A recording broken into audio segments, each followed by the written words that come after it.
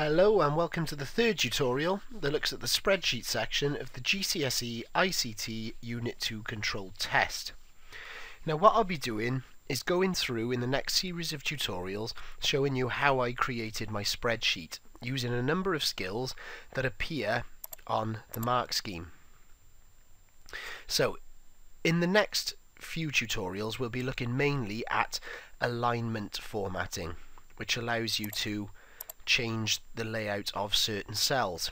For instance, this cell here, as you can see, is different to the rest of the cells. Same here, this cell's wider and this cell is deeper. So what we're going to look at first, I'm going to show you how to do something called text wrapping.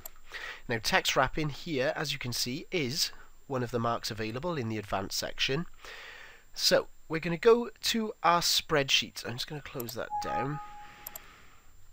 And what we're going to do is we're going to open that blank spreadsheet that we created in the first tutorial, ICT, Control Test, Spreadsheet, and here is my Roger Stone FC spreadsheet, which is a macro-enabled worksheet. And the reason being is that we will be using macros later on. So it is important that when you check your file that it is actually a macro-enabled workbook. So I'm going to open that up. And what I've got here is a completely blank worksheet or workbook. And these sheets, as we discussed before, are essentially blank pages in the workbook. And I can navigate through those by clicking on them individually. Now, to start my actual spreadsheet, I'm going to need a title somewhere at the top here. So I'm just going to go down and I'm going to start my spreadsheet in cell A7. And what I need to do now is I need to start putting my headings in. And headings are obviously important because if I look at the example over here, if I was to delete this row without the titles, it doesn't mean a great deal. They're just a series of numbers and words. So basically the headings are very important. So what I'm going to do is go to my blank macro enabled worksheet and I'm going to start putting the headings in. So this player name. Then I'm going to go to the next cell to the right by pressing the right arrow key. I could do that by clicking in there, but I always use the navigation arrows. So use the right navigation button, and then I'm going to start typing my next heading, which is player position. So which position do they play in the football team? Press the right arrow key again. I'm going to go to number of games played. Then I'm going to do the next heading, which is games attended with a percentage symbol in brackets. Press the right arrow key again to go into the next cell, and I'm going to do number of goals scored. And then in the next cell again, by pressing the right arrow key, I'm going to do goals bonus. So if they've got a bonus for scoring a certain amount of goals or not. Now as you can see, where I've been typing in the text, because some of it's too long to fit in the cell, it seems as though it's cut off. It's still there. If I click in cell A7, you can see that player name is there. B7, player position is still there. Number of games played is still there, and so on and so on. Now what I could do is some cell stretching here. I could stretch the cells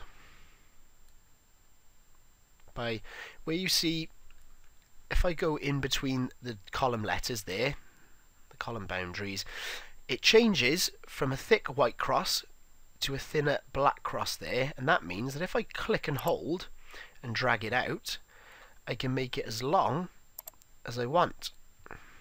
But obviously I don't want to do that. So in the example spreadsheet you can see that it's almost as though the text has been put onto separate lines.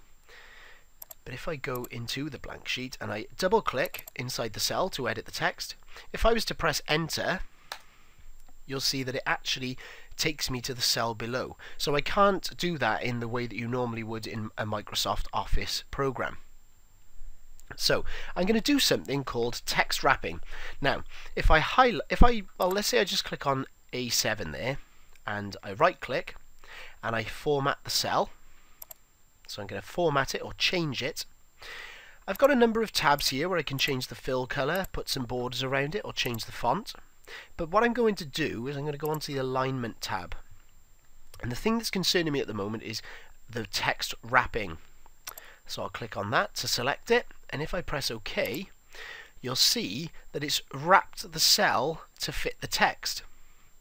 Now I could do that for each cell, and if you notice on the Home tab ribbon over here, when I click on A7, it has been wrapped, and so this icon appears there, or it's highlighted.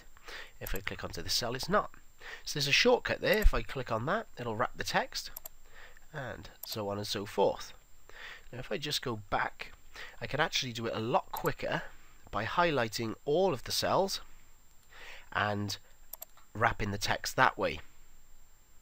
So what you can see now is that I've wrapped the text, and think of it that way. Think of the cell being literally wrapped around the text to fit perfectly.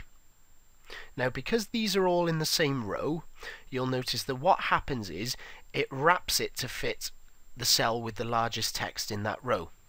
So it's actually, they're all the same depth, the cells, but that's because these here have more text in them than these. But that's not a problem. It looks fine either way. So I can highlight those, and what I could do there to make it look a lot neater is I could go up to my alignment tab, and I could click center align, which looks good, and then I could also middle align the text so it fits it all into the center of the cell. And there we are. That's how we text wrap, center align, and middle align the text. So there's a few things there that we could do. So you've looked at stretching the cell by clicking and holding and dragging, and we've also looked at text wrapping there and some basic text formatting. So what I think I'll do there as well, just because they're headings and they need to stand out so it's clear what the data underneath is for, if I make it bold, I could underline it there or italicize it, but I'm not going to do that. I'm just going to keep it so it's bold. And there's some basic skills there to get you started in creating your layout. And in doing so, you've also achieved one of the 4 marks available in the advanced skills.